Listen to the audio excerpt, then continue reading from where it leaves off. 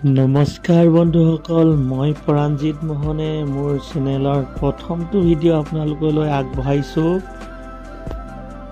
বন্ধুসকল আজি মই দৰ্শন কৰিবলৈ আছো মা কামাখ্যা দেৱী মন্দিৰ আৰু এই চেগতে গুৱাহাটীত অৱস্থিত মা কামাখ্যা দেৱী মন্দিৰটো আপোনালোকেও মোৰ ভিডিঅ'টোৰ জৰিয়তে দৰ্শন কৰি লওক।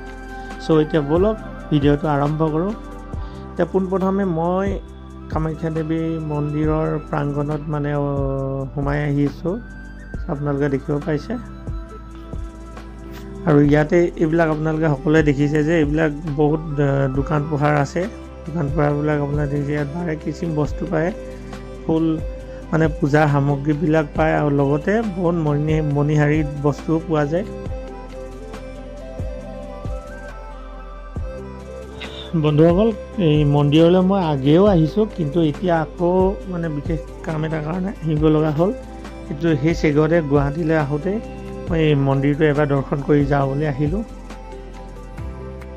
মন্দিৰৰ কাষতে এটা পুখুৰী আছে, যিটো মানুহে সৌভাগ্য কুণ্ড বুলি কয়। আৰু এই সৌভাগ্য কুণ্ডৰ পানী অলপ যদি গাত ছিটিয়ায় তেতিয়া মানুহে কয় যে ই মানুহৰ পাপ খণ্ডন হয় বুলি কয়। এতিয়া বন্ধুসকল মন্দিৰৰ ভিতৰ চৰা মানে মন্দিৰটোৰ দৰ্শন কেনেকৈ আপোনালোকে কৰিব পাৰিব তাৰ বিষয়ে অলপ আপোনালোকক জনাওঁ। প্ৰথমতে জেনেৰেল টিকেট কাউণ্টাৰ এটা আছে, আপোনালোকে গ'লে জেনেৰেল টিকেট কাউণ্টাৰ এটা পাব, যিটো মানে একো ফিজ নলয়। ফিজ নোহোৱাকৈ আপোনালোকে দৰ্শন কৰিব পাৰিব। আৰু এটা ভিআইপি কাউণ্টাৰ আছে, মানে ভিআইপি টিকেট আছে, আৰু সেইটো হৈছে 500 টকাকৈ লয়, 500 টকা। আৰু এইটোত যদি আপোনালোকে টিকেট কৰি যায় তেতিয়া আপোনালোকৰ বেছি সময় নালাগে, বৰ জলদি আপোনালোকে ভিতৰত দৰ্শন কৰিব পাৰিব।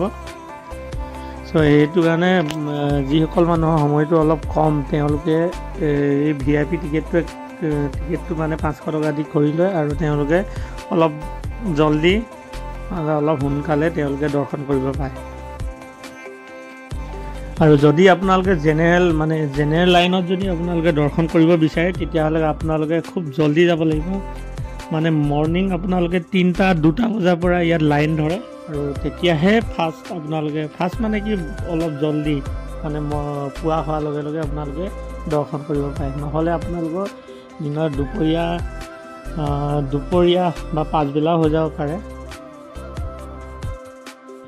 আৰু সেইবাবে বহুত মানে দূৰৰ পৰা যিসকল ব্যক্তি যায় তেওঁলোকে ভিআইপি টিকেটটো কৰি পিনি অলপ জলদি মানে অলপ সোনকালে তেওঁলোকে দৰ্শন কৰিব পাৰে, মানে দৰ্শন কৰে। আৰু আগতে ভিতৰতে ধূপ ধূনা জ্বলোৱা হৈছিল, আজিকালি ধূপ ধূনা চাকি চব বাহিৰত জ্বলাবলৈ দিয়ে।